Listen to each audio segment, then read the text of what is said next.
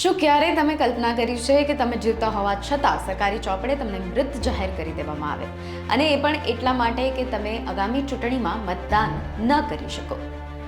નમસ્કાર, હું છું કૃમિલ હરિયા અને આપ જોઈ રહ્યા છો 4 PM ન્યૂઝ ગુજરાત. અને વાત કરીએ સુરતની. સલાબતપુરા વિસ્તારમાં લોકશાહીને શરમાવે તેવી એક ઘટના સામે આવી છે. અહીં એક ભાજપના કોર્પોરેટર પર આરોપ છે કે તેમણે સત્તાના જોરે સેંકડો મુસ્લિમ મતદાતાઓને કાગળ પર જ મારી નાખ્યા છે, અને જેથી તેમના મતાધિકાર છીનવી શકાય. આજે આપણે ફોર્મ 7ના એક કૌભાંડની વાત કરીશું કે જે 2 દિવસ પહેલા અમે પાછી આ સ્ટોરી કરી હતી. અંદરની સત્યતા તપાસીશું. સલાબતપુરા વિસ્તારની જે ગલીઓ છે, ત્યાંના લોકો છે, ત્યાં આ વિવાદની શરૂઆત થઈ 19 ડિસેમ્બર 2025ના રોજ. નવી ડ્રાફ્ટ મતદાર યાદી જાહેર થઈ અને ગુજરાતમાંથી લાખો નામો કમી થયા. પણ સલાબતપુરામાં જે થયું તે ચોંકાવનારું હતું. અહીંના અબ્દુલ રઝાક નામના વ્યક્તિ સાથે અને એના જેવા અનેક એવા લોકો સાથે BLO પાસે ગયા, અને ત્યારે તેમને ખબર પડી કે ફોર્મ 7 ભરીને તેમને મૃત જાહેર કરવામાં આવ્યું છે. તેમને એવું કહેવું છે કે અમે વર્ષોથી અહીં રહીએ છીએ, ટેક્સ ભરીએ છીએ, પણ નેતાજીઓ અમને જીવતા જ મારી નાખ્યા છે.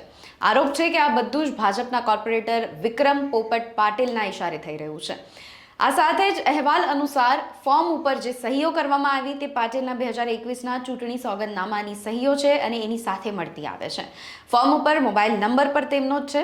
જ્યારે મીડિયાએ પાટીલનો સંપર્ક કરવાનો પ્રયાસ કર્યો ત્યારે તેમણે એવું કંઈક કહીને ફોન કાપી નાખ્યો અને પછી ફોન જ ઉપાડવાનું બંધ કરી દીધું. આ મૌન સૂચવે શું છે? તો સાથે જ આ એક માત્ર વિસ્તારની વાત નથી. ગુજરાતમાં મતદાર યાદી સુધારણા એટલે કે SIR દરમિયાન 93થી વધુ લાખ નામો દૂર કરવામાં આવ્યા.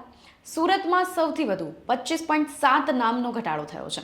આશંકા છે કે આ કોંગ્રેસ તેને ચૂંટણીલક્ષી ધાંધણી ગણાવે છે.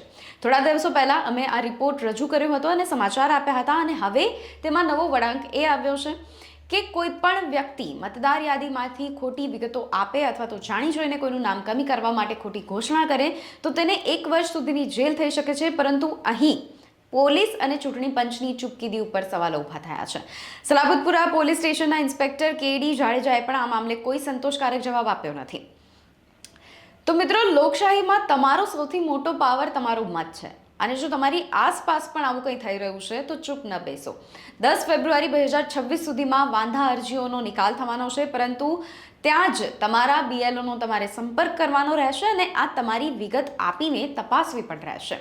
તો જો કોઈ નેતા ચૂંટણી જીતવા માટે જનતાને કાગળ પર જ મારી નાખતા હોય તો આવું સમજવાનું કે લોકશાહી હવે જોખમમાં છે. આ મામલે નિષ્પક્ષ તપાસ થવી જોઈએ અને દોષિતોને જેલ ભેગા કરવા જોઈએ.